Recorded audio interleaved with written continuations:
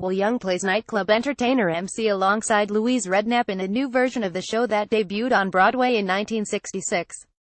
The play is set in Berlin, 1929, in a post-war economic depression and amid the rise of the Nazi Party. Since winning reality talent show Pop Idol in 2002, Young has released 6 albums, the latest of which 85% Proof hit #1 in the UK charts. He has also played numerous stage roles. Young tells Edwin Gilson about his cabaret role, quitting Strictly Come Dancing, and why it's important to be selfish. You played Emcee in cabaret before. What made you want to come back to it now? I said goodbye to the role, which was sad, because it was quite a turning point in my life. It made me rediscover a love of pure theater and pure performance, and it also made me more political. I was wondering whether I wanted to do it again, and then Bill Kenwright, the producer, got in touch and asked me. So I said, yes, fantastic. How did the play make you more political? Great. Cabaret is political.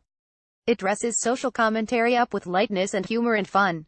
I always say Little Britain is an example of great modern cabaret. I think cabaret is on the level of Shakespeare in musical form. It reminds me how important it is to look at what's going on in society.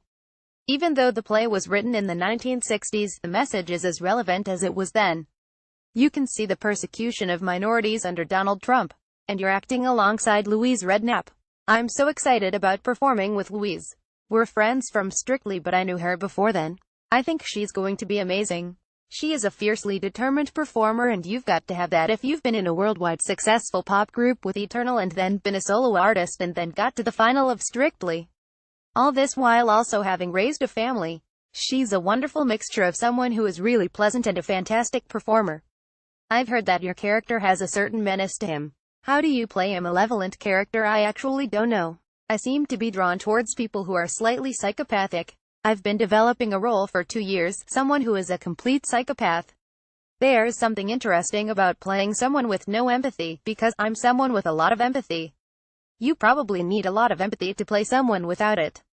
Haha, you probably do actually. That's right. You said your latest album, 85% Proof, released in 2015, was about shaking off unhappiness and accepting who you are. Was it cathartic to make? No, I don't think so. It was a very hard record to make. It wasn't the most enjoyable experience. I was very ill during the making of it and touring of it. It wasn't a huge pleasure, that's just the way it was.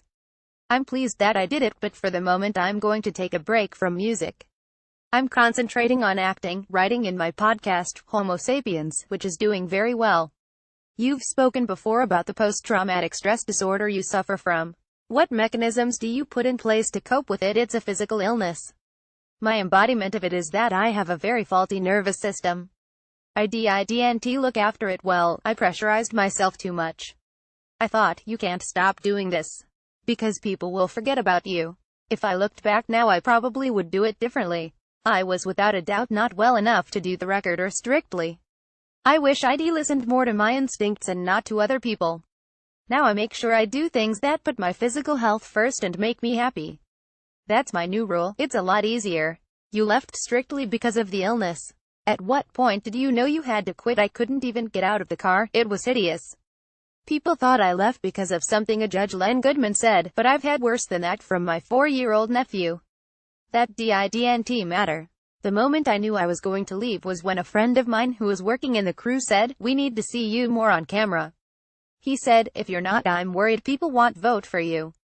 I said, "I don't want to be on camera," and that's when I realized I should leave. So I left. Did it annoy you that people thought you left for other reasons? If I worried about what people said, I'd be worrying for the rest of my life. None of us can control what people think or say about us. I don't mean just the press, I mean everyone. That's the way I approach life. Is that how you dealt with the hysteria around Pop Idol? I didn't want to read anything at that point, I just wanted to get on with the show. It was quite exciting actually, because it was so new to everyone in the show. We were all in it together and we were excited by it.